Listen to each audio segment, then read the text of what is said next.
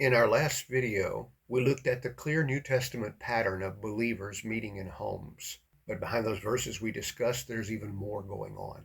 There are recurring phrases in the Greek New Testament, subtle grammatical details, even in a couple of cases, variant readings, where in comparing the many Greek manuscripts of the New Testament that have survived, there are differences of wording in some places. It's the kind of detail that can be helpful. So in this video, we're going to dive a little deeper into the language, the structure, and details of those verses we've already looked at. Hello, my name is Larry Overton, and welcome back to our channel, Reclaiming First Century Christianity. This video is a little different than our main teaching video, the previous video just done, for example. It comes out of some material that was recorded, but we edited out of the raw data, partly because of its length, but also because not everyone wants to dive as deep into these verses as I do. Not everyone wants the same level of detail. But for those who do, we're starting a new feature on our channel, a kind of sister video to a teaching video linked together, and it will have the information that didn't make the final cut, as it were, for the presentation teaching video. But it will go into these details that could have been put in there. So if you like this kind of diving into the depths of scriptural detail, then this video is for you.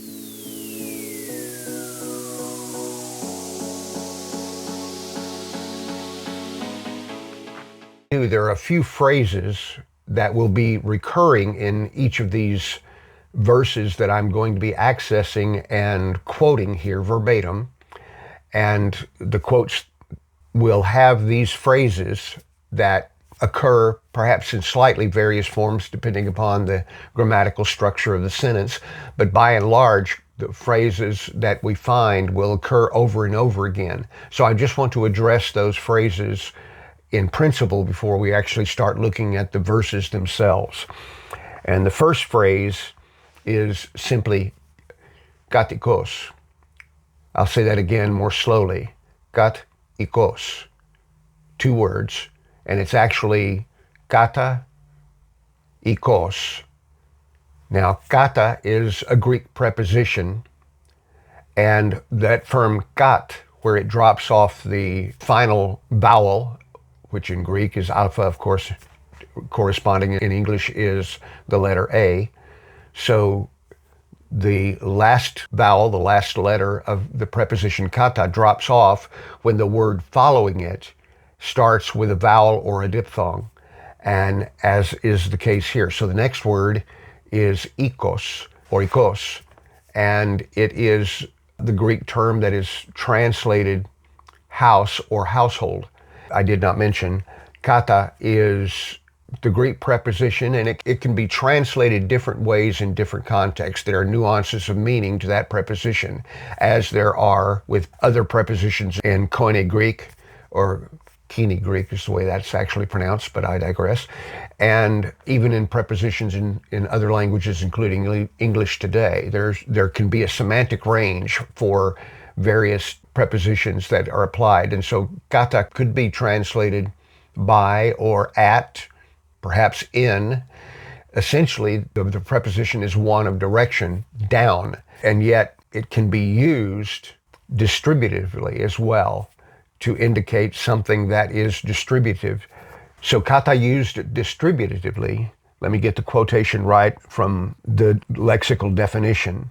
When the preposition kata is used distributively, it indicates a succession of things following one another.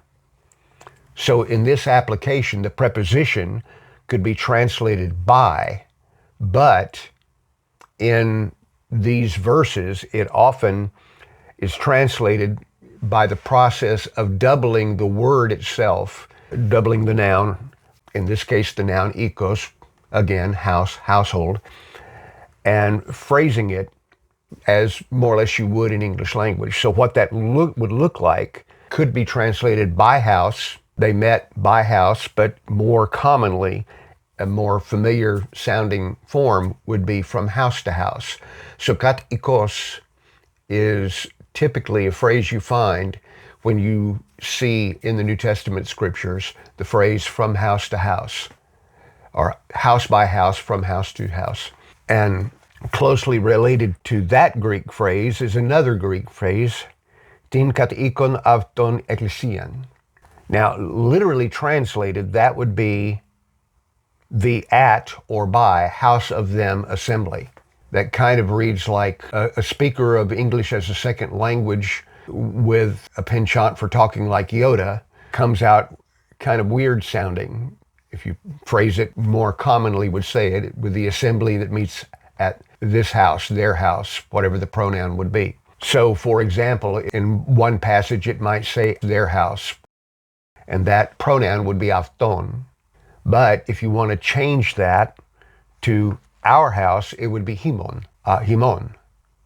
And then if you're addressing someone about the fellowship, the assembly that is at their house, that meets in their house, you would say to them, your house, and that would be su. Sounds like the Spanish word, by the way, but that's just one of those happy coincidences, I guess. If you wanted to say at his house, it would be avtu, but if you want to say her house, it would be avtis. So you get the idea. The phrase can vary slightly, but it's the definite article with the preposition followed by the pronoun and then the assembly. So idiomatically translated in a way that sounds right to our English ears would be the assembly that meets, the assembly at his, her, your, our, their house.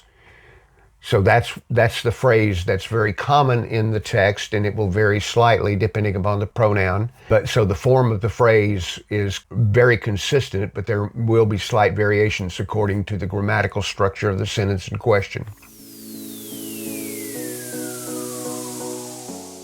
Greet the brothers who are in Laodicea, and also Nympha and the assembly at his house. Bear with me as I unpack this. Paul has written a letter to the believers in Jesus in the city of Colossae. And as he writes, he closes out, as he typically does in his letters, the closing chapter, and even sometimes the waning verses of that closing chapter are personal greetings. And so Paul is saying, greet the brothers in Laodicea, nearby to Colossae, and also Nympha, and the assembly at his house. Now you notice the name, you notice his.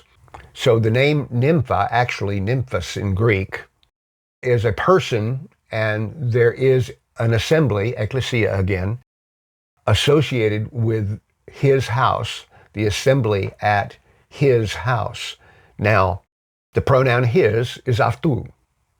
The Greek pronoun is avtu here. However, the complication is this. The name Nympha, nymphos in Greek, it's one of those names that can be either male or female. And in later centuries, there was a way to distinguish that. It was a matter of accent marks that were added to the word. So you have the uncial or capital letter N, ni in Greek, and then nymphos would either be nymphas if it's a man's name, or nymphos if it's a woman's name. Now, that's all well and good, but the problem is, in that kind of combination of what came to be called minuscule or cursive writing, cursive leading into the minuscule form of text, where you have capitalizations perhaps of proper names, proper nouns, but then the rest of it is in lowercase minuscule letters, and accent marks were added. But that wasn't a feature of how Greek was written when the Apostle Paul wrote this letter. In the first century times, before the first century times, throughout the first century, and even for centuries afterwards, Greek was written in uncial script, what we would call all capital letters. And there was hardly any punctuation, and there were no accent marks whatsoever. So in the first century time and for centuries afterward, there was no way of reading those particular manuscripts and determining whether this nymphos referred to a man or a woman. Then that made it further complicated because the end of the phrase, the assembly at his house, some Greek manuscripts that came along in the future changed that to her house, or I'll say it less decisively for those that want to consider the evidence and weigh it out themselves. But in other words, you have a rendering that was common that rendered it as though, accented it as though it was a man, and therefore the pronoun that followed was avtus, or avtu, his house. But there were some manuscripts that took nymphos to be a woman's name, and therefore they supplied the pronoun afterwards, avtis, for her house.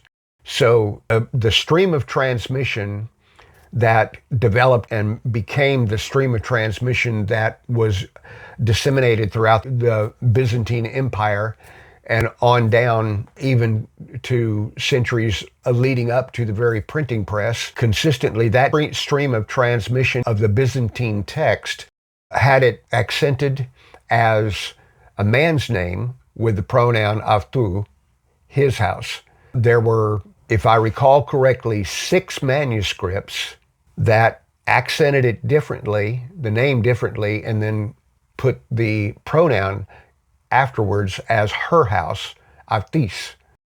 So depending upon the translation, like I said, there were certain manuscripts, 6 manuscripts, if I recall correctly, that had avtis, her, instead of avtu, his. And that represents 1% of the overall body of evidence that is testimony to Colossians chapter 4, verse 15. But for whatever reasons that made sense to them, there were some textual critics in the editing process, the editorial process of creating a printed Greek text that had their stamp of approval on it.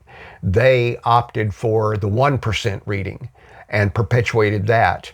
And there were not a few English translation committees that adopted those critical texts that those textual critics created, and it read that way, and so they translated that way. So there's going to be a number of translations in English that will read her house instead of his house. You'll find it both ways. If you do a thorough or even exhaustive comparison of Bible translations in English over the years, you will find both his and her, but it's very common to find her in English translations today.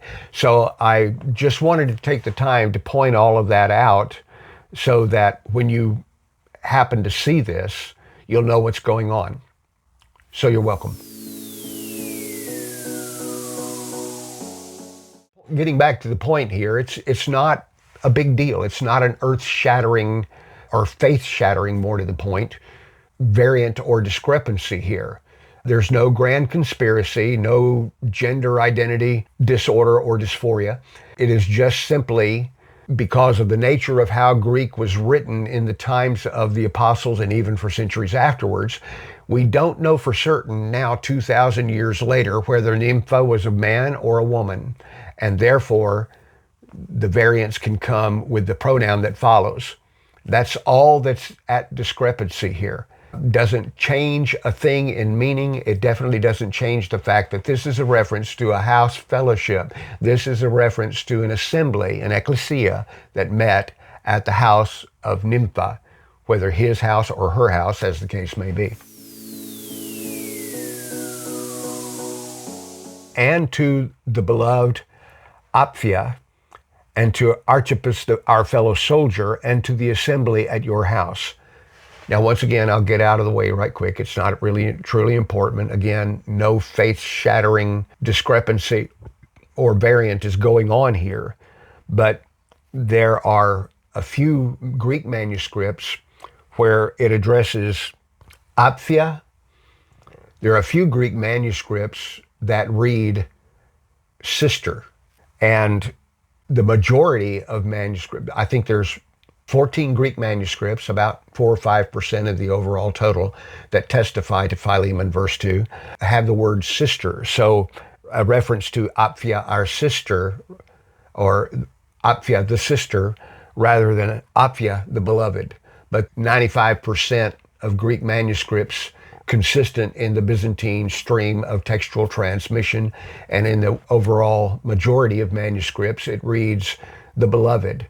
So thank you for bearing with me in this teaching, and we'll move on from this and address other aspects, perhaps comments that I've already received or will receive in response to this. And please do.